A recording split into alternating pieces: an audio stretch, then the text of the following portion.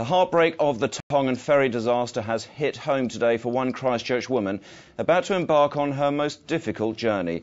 Nuku'alofa from Christchurch is heading to Tonga today, fearing the worst for her mother and two of her siblings, all passengers on the sunken ferry. She says she's trying to stay strong. Very hard. I had to actually really stay strong because I'm the oldest of 12, so I have to really stay strong for them, and especially for my dad, which he's gonna miss my mom so much. 2 people have been confirmed dead and 53 survivors have been picked up since the ferry sunk late on Wednesday evening. 119 people are now believed to have been on board the ship, leaving 64 unaccounted for. Well, joining me now on the phone live from Tonga is the news editor for Radio Nuku'alofa, George Lavaka. George, I understand you've been talking with several survivors. What are they telling you? Yes, thank you very much. Well, they told us of what really happened when it happened the night before, that the weather was not the best. It was a bit rough with breeze, or the condition was that it was 20 to 25 knots. It was a bit rough until they started seeing that the boat was taking in water from both sides, as well as the bow of the ship. And they said they were given a warning to go down the decks and take up the life jackets.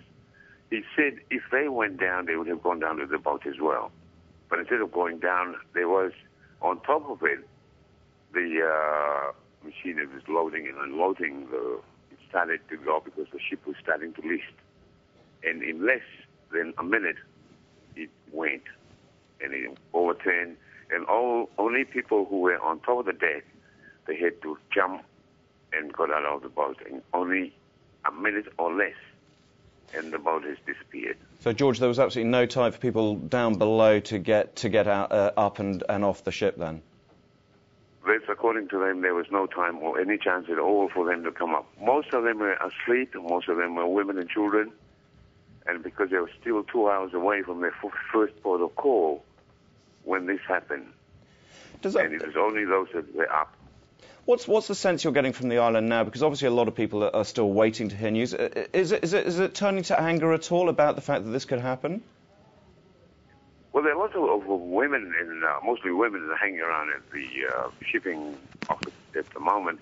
And from last night as well, they stay up all night and all day yesterday complaining, if they are dead, please confirm they are, so they can organize funerals and all that.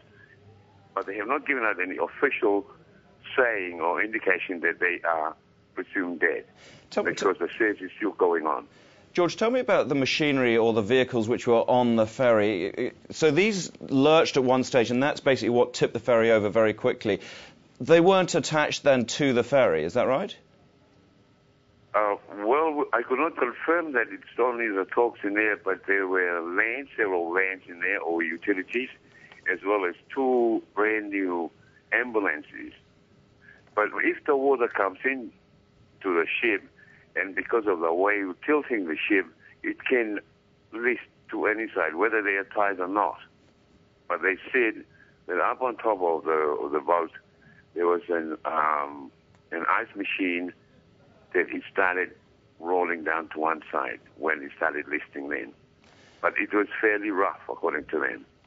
George Lavaka, news editor from Radio Nuku'alofa, thank you very much for joining us this afternoon.